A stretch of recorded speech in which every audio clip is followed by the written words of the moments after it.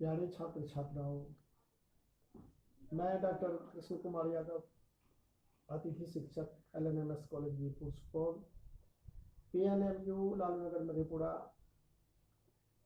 मैं 3rd year के छात्रों को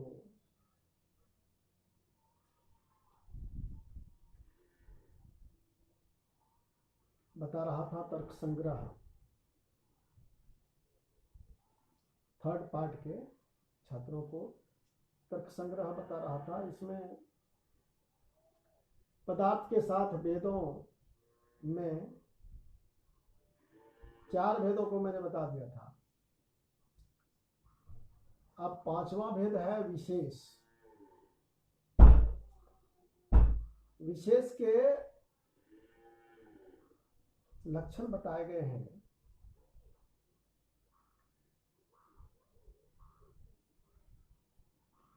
अंत्यत्वे सति नित्य द्रव्य वृत्तित्वं विशेषत्वम्।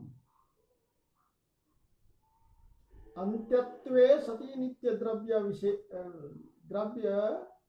कृतित्वं वृत्तित्वं विशेषत्वम्, अर्थात अंत्य होकर जो नित्य द्रव्य में रहता है उसे विशेष कहते हैं। पृथ्वी, जल, तेज और वायु के परमाणु और आकाश, काल, दिक्, आत्मा और मन, इनको नित्य द्रव्य कहते हैं।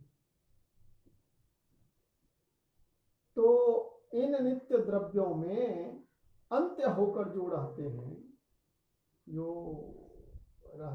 पदार्थ रहता है उसे विशेष कहते हैं। और फिर विशेष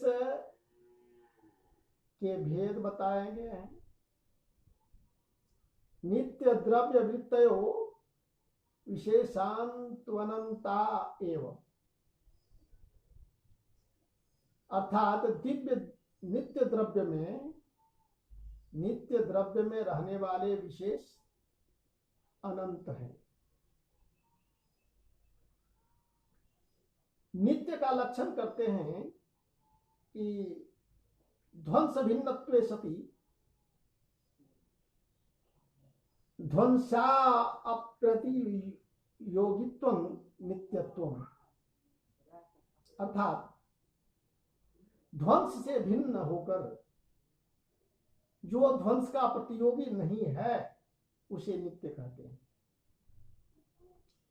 यहां पर ध्वंसा प्रतियोगित्वं अर्थात जो ध्वंस का प्रतियोगी नहीं, इतना ही लक्षण करेंगे तो ध्वंस में अतिव्याप्ति होगी,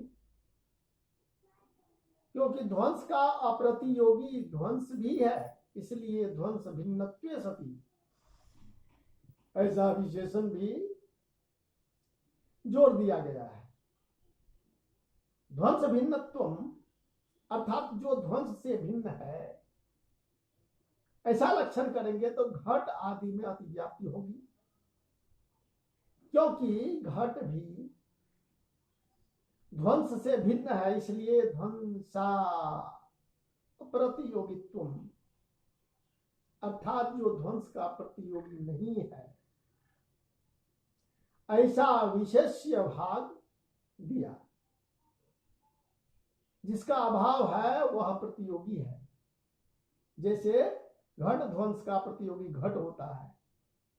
अब अनित्य का लक्षण इस प्रकार बताया गया है कि ध्वंस प्रतियोगित्वं प्राग भाव प्रतियोगित्वं या अनित्यत्वम, अर्थात जो ध्वंस का प्रतियोगी है अर्थात प्राग भाव का प्रतियोगी है उसे अनित्य कहते हैं। पदार्थ की उत्पत्ति के पहले होने वाले अभाव को प्राग भाव कहते हैं। जब तक पदार्थ उत्पन्न नहीं हुआ है उसके पहले की स्थिति को प्राग भाव कहते हैं, उस अभाव को प्राग भाव कहते हैं। जैसे कि इह कपाले घटी भविष्यति, अर्थात इस कपाल में घट होगा, होगा मतलब अभी हुआ नहीं है, इसलिए यहां अभाव है, इसी को प्रागभाव कहते हैं। तो इस तरह से विशेष के बारे में बताया गया। अब है समवाय लक्षण। समवाय किसे कहते हैं इसके बारे में। तो समवाय का लक्षण इस प्रकार है कि समवायस्त्वेक एव, इसके भेद भी एक ही हैं। तो समवाय के लक्षण बताए गए हैं कि नित्य संबंधत्वम, नित्य संबंधत्वम समवाय लक्षणम, अर्थात नित्य संबंध को समवाय कहते हैं। नित्य संबंध को समवाय कहते हैं। अवयव और अवयवी के, जाति और व्यक्ति के, गुण और गुणों के, क्रिया और क्रियावान के, और विशेष और नित्य द्रव्य के संबंध को समवाय कहते हैं। और इसका मात्र एक ही भेद है, समवाय संबंध एक ही प्रकार का है। तो ये छठा पदार्थ हुआ समवाय। और सातवां पदार्थ है अभाव। और अभाव के लक्षण इस प्रकार बताए गए हैं। भाव भिन्नत्वम वा प्रतियोगी ज्ञानाधीन ज्ञान विषयत्वम अभावत्वम।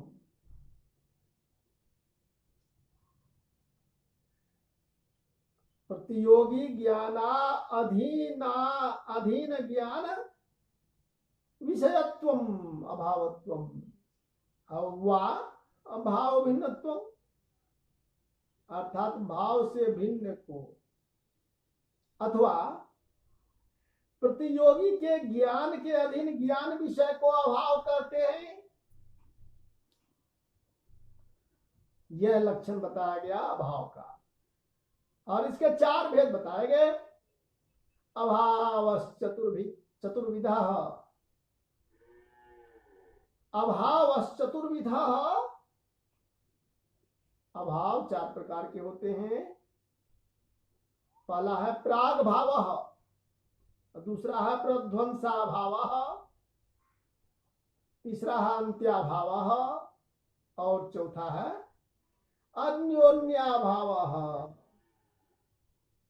ये चार प्रकार के अभाव हैं।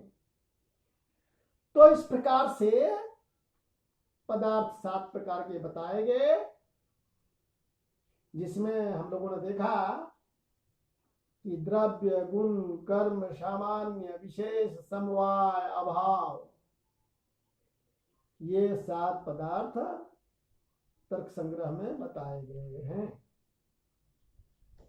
जिनके लक्षण और भेद हम लोगों ने देख लिया। अब द्रव्य लक्षण प्रकरण को अलग से देखेंगे। द्रव्य लक्षण के बारे में पहले ही पदार्थ के विश्लेषण के समय बताया गया था कि द्रव्य का लक्षण इस प्रकार है कि द्रव्यत्व जाति मत्वं समवायी कारणत्वं वा द्रव्य सामान्य लक्षणम, अर्थात जिसमें द्रव्यत्व जाति रहती है अथवा जो कार्य मात्र का समवायीकरण है उसे द्रव्य कहते हैं। अब द्रव्य लक्षण प्रकरण में हम देखेंगे कि द्रव्य के कितने भेद हैं। तो द्रव्य जो है वो पृथिव्या लक्षणं तस्या भेदाश्च, द्रव्य के भेद जो हैं उसमें पहला भेद है पृथिव्या, पृथ्वी जो है। तब पृथ्वी के बारे में हम देखेंगे। ये 9 लगभग हैं, 9 द्रव्य हैं, तो 9 द्रव्यों में से पहला हुआ पृथ्वी। और पृथ्वी के लक्षण इस प्रकार बताए गए हैं। गंध समवायि कारणत्वं पृथ्वीत्वं, गंध समवायि कारणत्वं पृथ्वीत्वं, अर्थात गंध के समवायी कारण को पृथ्वी कहते हैं।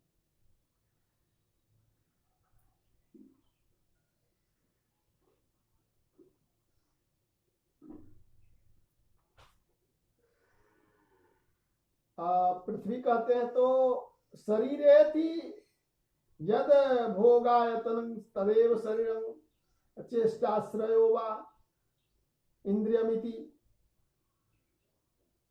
तो ये पृथ्वी का लक्षण हुआ। गंधवती पृथ्वी। और पृथ्वी 2 प्रकार की होती है।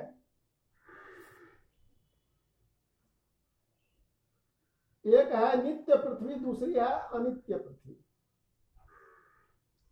नित्या परमाणु रूपा, नित्य पृथ्वी जो है वो परमाणु रूप है, और अनित्या कार्य रूपा, अनित्य पृथ्वी जो है वो कार्य रूप है। पुनस्त्री विधा। और फिर शरीर, इंद्रिय और विषय के भेद से अनित्य पृथ्वी को फिर 3 भागों में बांटा गया। 3 प्रकार की होती है अनित्य पृथ्वी। हम लोगों का शरीर पृथ्वी का शरीर है, और पृथ्वी का इंद्रिय गंध को ग्रहण करने वाला घ्राण है, जो कि नासिका के अग्रभाग में रहता है, ये इंद्रिय हुआ। और पृथ्वी का विषय जो है वो मृत्तिका अर्थात मिट्टी है, मिट्टी और पाषाण है। तो मिट्टी और पाषाण आदि जो है ये पृथ्वी के विषय है। तो शरीर, इंद्रिय और विषय, ये 3 भेद हुए किसके? ये अनित्य पृथ्वी के। और फिर हम देखेंगे कि शरीर के क्या लक्षण हैं।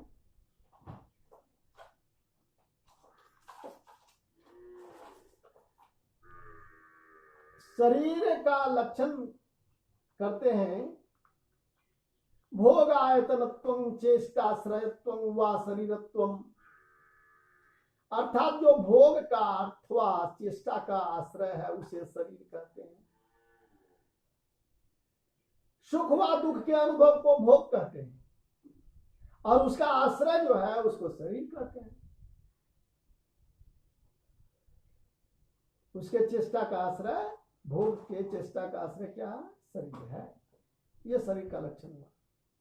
फिर इंद्रियम, इतना ही लिखेंगे तो चक्षु आदि में अति व्याप्ति होगी, इसलिए गंध ग्राहकम कहा गया इंद्रिय के बारे में। सो चक्षु गंध का ग्राहक नहीं, रूप का ग्राहक है। केवल गंध ग्राहकम लिखेंगे तो काल आदि में अति व्याप्ति होगी, इसलिए इंद्रियम लिखा। काल आदि इंद्रिय नहीं है।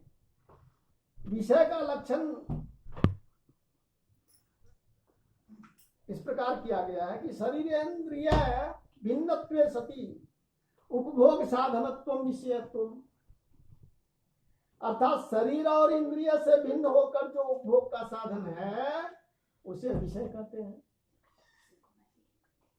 उपभोग साधनम, इतना ही लिखेंगे तो शरीर आदि में अति व्याप्ति होगी, इसलिए शरीर इंद्रिय भिन्नत्वे सति ऐसा विशेषण दिया।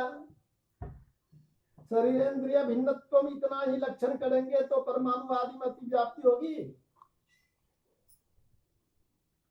अति व्याप्ति होगी। इसलिए उपभोग साधनम ऐसा विशेष चेतन दिया गया है। विषय का पूर्वोक्त लक्षण करने पर भी काल आदि में अति व्याप्ति हो जाएगी, क्योंकि शरीर और इंद्रिय से भिन्न होकर उपभोग का साधन काल आदि भी है। इसलिए उनमें अति व्याप्ति हटाने के लिए अन्यत्वे सति ऐसा विशेषण दल भी देना चाहिए।